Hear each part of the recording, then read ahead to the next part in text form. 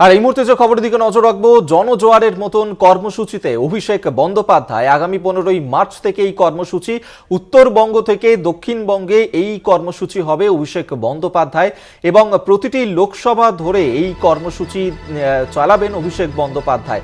জনজোয়ারের মতন কর্মসূচিতেই এবার অভিষেক বন্দ্যোপাধ্যায় 15ই মার্চের পর উত্তরবঙ্গ থেকে এই প্রচার কর্মসূচি শুরু করা হবে এবং লোকসভা ভোটের আগেই অভিষেক বন্দ্যোপাধ্যায়ের এই নতুন কর্মসূচি।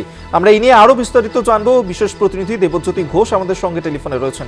দেবজ্যোতি, এই যে নতুন কর্মসূচি অভিষেক বন্দ্যোপাধ্যায়ের, কি জানা যাচ্ছে এই কর্মসূচি সম্পর্কে? দেখো, যে কোনো সময় নির্বাচন ঘোষণা হতে পারে। নির্বাচন কমিশন সূত্রের খবর, আগামী 8ই মার্চের মধ্যে লোকসভা নির্বাচন ঘোষণা হতে পারে। তার আগে তৃণমূল কংগ্রেসের পক্ষ থেকে দ্বিমুখী কর্মসূচি নেওয়া হয়েছে। যেমন তৃণমূল নেত্রী মমতা বন্দ্যোপাধ্যায় প্রশাসনিক বৈঠক করছেন এবং অন্যদিকে অভিষেক বন্দ্যোপাধ্যায় 15ই মার্চের পর তিনি পথে নামছেন। উত্তরবঙ্গের দার্জিলিং থেকে একেবারে সাগর পর্যন্ত সমস্ত লোকসভা ধরে একাধিক জনসভা তিনি করবেন এবং যেখানে তিনি জনসভা করবেন সেই জায়গায় স্থানীয় মানুষের কি সমস্যা আছে তা নিয়ে তিনি নেতৃত্বের সঙ্গে কথা বলবেন। অর্থাৎ সেখানে স্থানীয় নেতৃত্বের সঙ্গে তিনি কথা বলবেন। অর্থাৎ লোকসভা নির্বাচনের আগে তৃণমূল কংগ্রেস যে পথে নামতে চলেছে তাও কিন্তু পরিষ্কার। গত পঞ্চায়েত নির্বাচনে অভিষেক বন্দ্যোপাধ্যায় জনসংযোগ যে কর্মসূচি করেছিলেন সেখানে যথেষ্ট সাড়া পাওয়া গেছিল এবং তার সুফল কিন্তু তারা পঞ্চায়েত নির্বাচনে পেয়েছিলেন।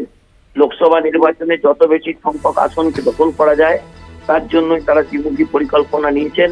মমতা বন্দ্যোপাধ্যায় একদিক থেকে প্রশাসনিক বৈঠক করছেন, অন্যদিকে তিনি সাংগঠনিক বৈঠকও যেমন করছেন, তেমনি অভিষেক বন্দ্যোপাধ্যায় 15ই মার্চের পর উত্তরবঙ্গের দার্জিলিং থেকে কর্মসূচি শুরু করবেন বলে তৃণমূল সূত্রের খবর।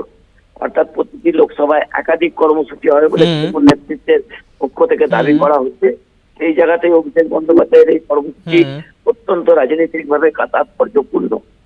একেবারেই ধন্যবাদ তোমায়। বিশেষ প্রতিনিধি দেবজ্যোতি ঘোষ আমাদের সঙ্গে টেলিফোনে ছিলেন।